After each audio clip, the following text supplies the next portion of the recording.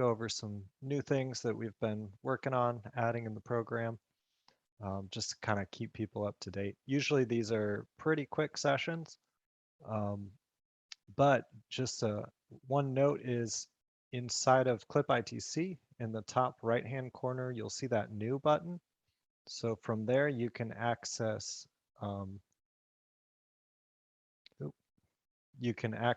the What's New section. Give me a second while I share my screen so I can show you on there. All right. And that's this new button in the top right-hand corner. That'll take you to the What's New in CLIPitc page. Some stuff coming, but we'll actually be covering that later. This one, we're going to cover the past couple because we are a little bit behind on these meetings. All right, so we'll start with CLIPitc and then check out some stuff in the mobile app. So the first thing inside of CLIPitc is just a small thing, adding the invoice number to the statements. So if you go into a customer's account and then you go down to the Invoices tab, you'll see a print statement option. So if you click on that, now we'll make sure to include the invoice number inside of the description. So just to help people see what invoice these amounts belong to. And usually this report can be used for, say you're doing collections or something, or somebody's gotten behind on a couple invoices. You can send them a statement that'll give them an overview of what invoices they still need to pay you. So we've made some changes to print route sheets. So if you go to daily print route sheets, we've now added a service tickets type report. So inside of here, you've got kind of a tear off type of report. So you can print this out, tear off the bottom section, give it to the customer, keep the top section for the office, and then the middle could be something that they can return, like with their check or something like that. Often we've seen these used for like chemical applications or irrigation turn-ons, turn-offs. When you want to leave something behind at the customer store.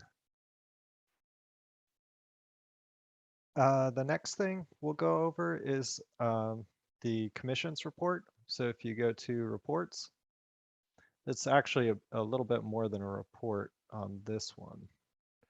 So if you go to salesperson commission, you can create a report that will create a commission amount for I think I need to go back a little farther to get this in my data. That'll create a commissions report for the salesperson. So you can see I've got one of my users is office employee, and I've got them at a 4% commissions rate. You see that there is actually a commissions rate that you can fill in. If you want to, you can use this instead of filling in a commissions rate for each employee. But if you do have salespeople that are at different commissions rates, you would go over to the employee section, then click edit for the employee that you want to change. And then you'll see that there's a default commission rate down here at the bottom. So if you have somebody that's at 4% or 5% and the other people are at a different percent, you can change that there. And then we'll skip back to that report, the salesperson commission. And then you've got two options at the top also. So if you pay commission based on each time a job is done, you would use the from history option.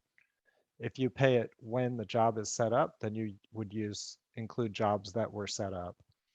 And that would only include the job the first time when it's created, basically. So if you want to, you can create the report just for certain employees or all employees.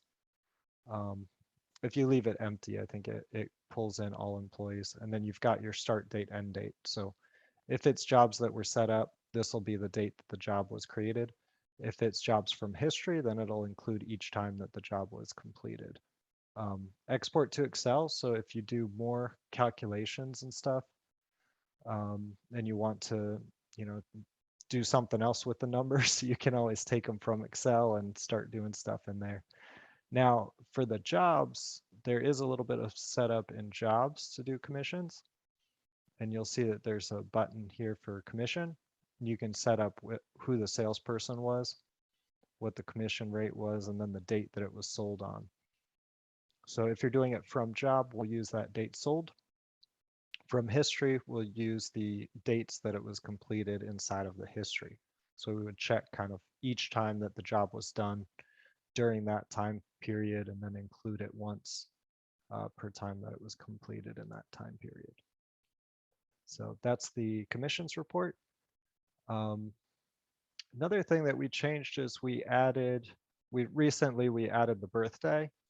I think we've already gone over that in one here, but now we've also got employee notes. So just a nice spot to keep track of, say, incidences that happen with an employee. So if you want to track that.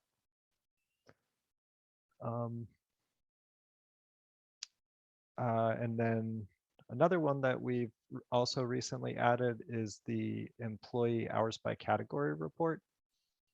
So if we go to employee and then job hours by category, we've got a report to break up the different jobs into job categories. So this is coming from history. Each time the job is completed, we've got our start date and our end date in there, which employees we want to include. And then we can see what the categories were. So inside of this data, I only have lawn service. So it's showing me the lawn service column and showing me that they spent, 211 hours in that job category. And the job category comes from the job, but we'll go ahead and show it real quick. So if you go to a job, then you'll see up at the top here, we've got the job category. So if you have kind of different departments or something, this can be useful to break out how many hours were spent in different types of jobs. So another one that we added is there inside of CLIPitc, there is an end of year functions. So underneath the end of year functions, we added an option to set prepaid services back to charge per job. So if you've got some prepaids that people paid for in the season, some companies will want to change all of those back to a charge per job type of job to make sure that they're not continuing to do service based on a prepay from like 2 years ago. So different companies handle that different ways, but I think some companies handled it this way. So we've made that an option for you guys. Another thing that we've added is a permission. So for the mobile app, you've got a time clock permission, and that'll block out the time clock. So can you guys see Jacob, can you guys see the mobile section? Nope, we still On my see screen? permissions. Okay, give me a second. I'll share that too.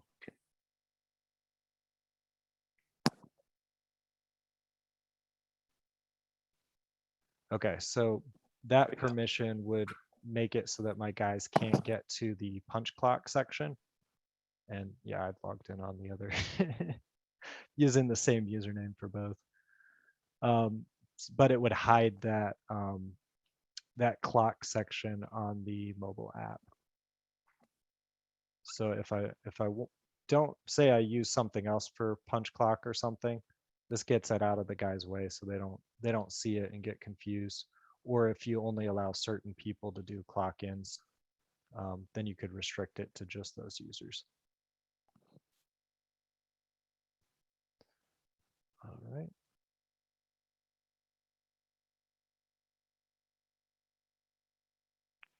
And another thing that we've done on the mobile app is we made it so that if you skip or move a grouped job that's already been started and grouped, it will move the sub jobs along with it. So if you want to skip like 30 jobs, you can group them all and then hit skip, and it'll skip all of the sub jobs that you grouped with the master job. All right, and with that, that covers the stuff that we wanted to go over in CLIPitc. So just give me a second here and I'll log in on the mobile and show you guys a couple cool things on mobile.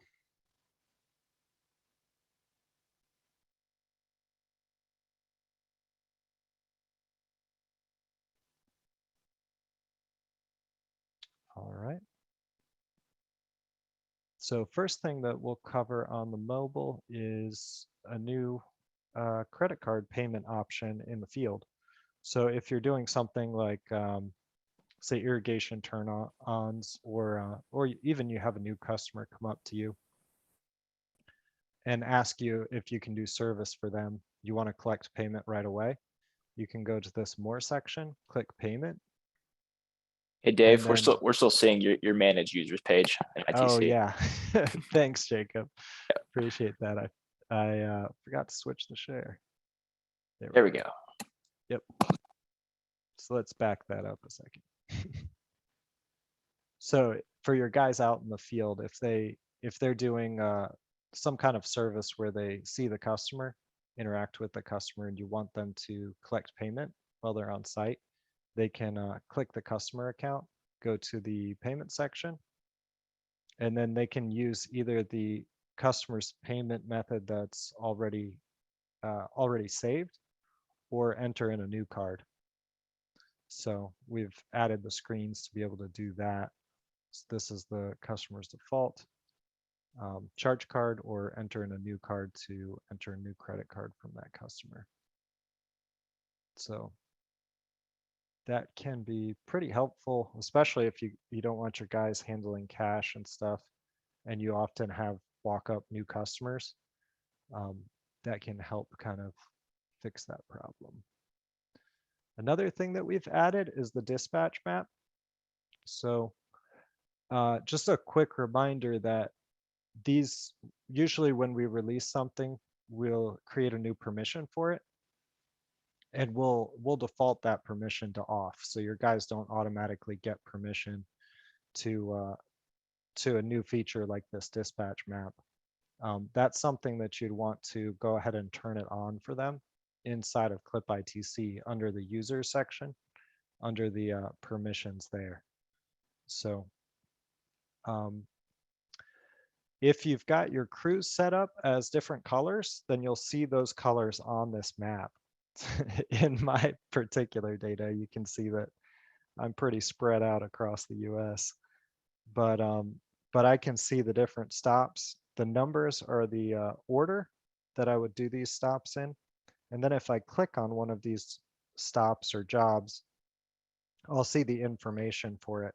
From here, I can real quickly skip the job, add another job for this customer, change the crew that it's assigned to, or call the customer if I use that icon, or click View Jobs, and that'll give me the full work list for this crew. So this red is crew 1, and I can see all the different stops that are on his route. I can click Optimize. That'll go to Google and try and find the best route to do these stops in, kind of reshuffle them into the best possible order, best that Google can come up with. And then, yeah, and then I can save that order inside of this map. So the other thing that I can see on here is the stops are just the normal waypoint markers. But if I look, I can see these trucks, and that's actually the last location that we've got for that crew. So if they've got mobile data turned on and location sharing turned on inside of the app, then we'll see that location. So this screen makes it really easy. If your guys are working together, they can shuffle a couple jobs. Like I can see in this particular case, like I can see job 11 is a whole lot closer to where crew 1 is located right now. So I'd want to go ahead and change that to crew 1.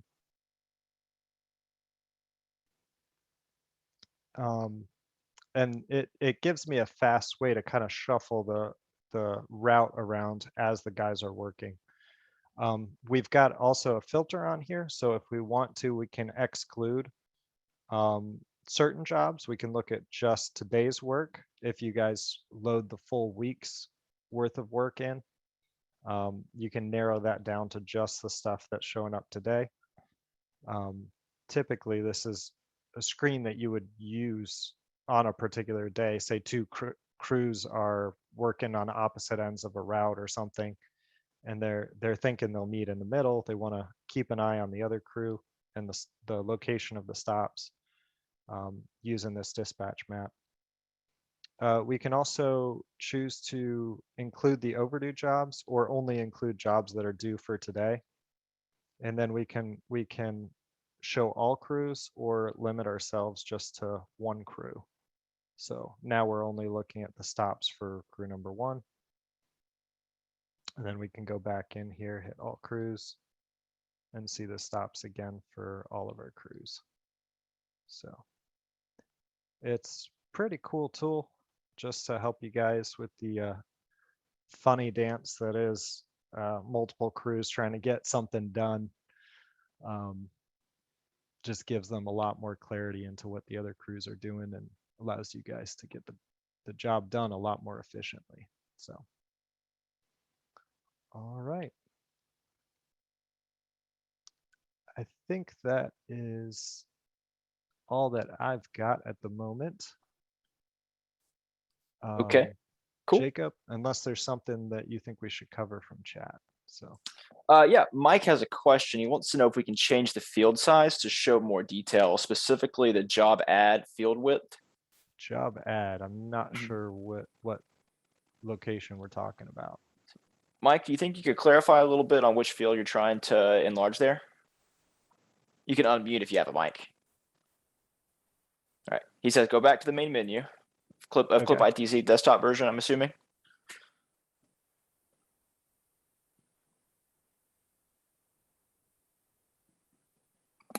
He might mean the desktop version, browser version. If you guys do have any other questions for us, feel free to drop them in the chat. We'll take a look real quick and probably wrap this up in the next couple minutes. Let everybody get back to their Thursday work. Right. He says, add the width to all to show all the jobs.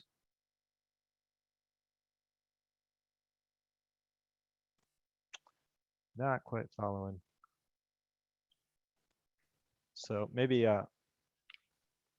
Mike, maybe if you want to just email that in to us, just let us know what specifically you're looking for, and then hopefully we'll be able to get you a good answer on that. So yeah. All right. Oh, he says, go back to show all the jobs listed per client and add width to that column. I think he's talking about the customer history.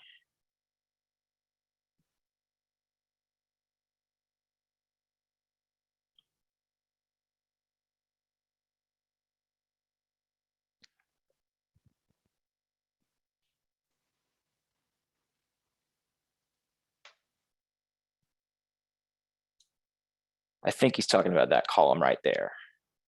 Jobs ad. Yep.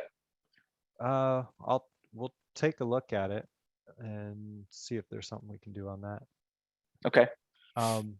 It looks like I'm seeing a question from somebody about the dispatch map, asking if more than one employee can be on a crew.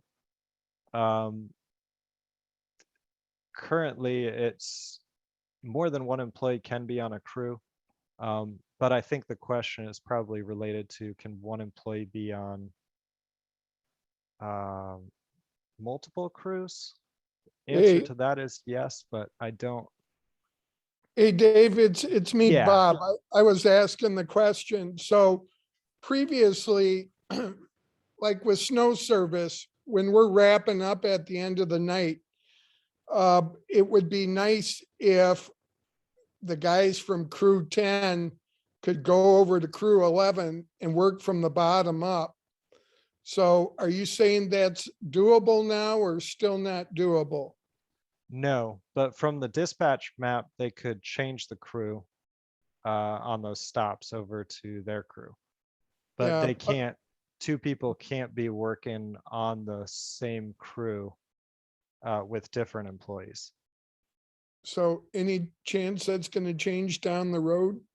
I'm not sure that we can change that. I'll check into it again.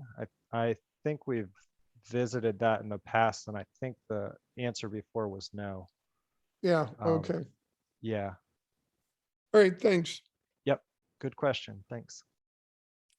But that also brings up a good point too, Dave, that a lot of the changes we've made, guys, have been suggestions from customers. So any suggestions that you guys have, if you want to see something different, feel free to let us know. Either give us a shout, or you can send it in to support@clip.com, and we can try to figure out a way to accommodate there. And a lot of good suggestions that come from customers. So just a reminder here as we wrap up, guys.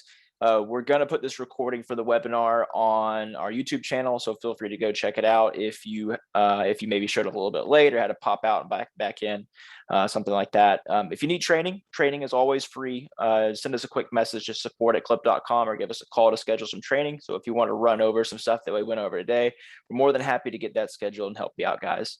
And of course, if we can ever help you, let us know. All right, guys, that's it.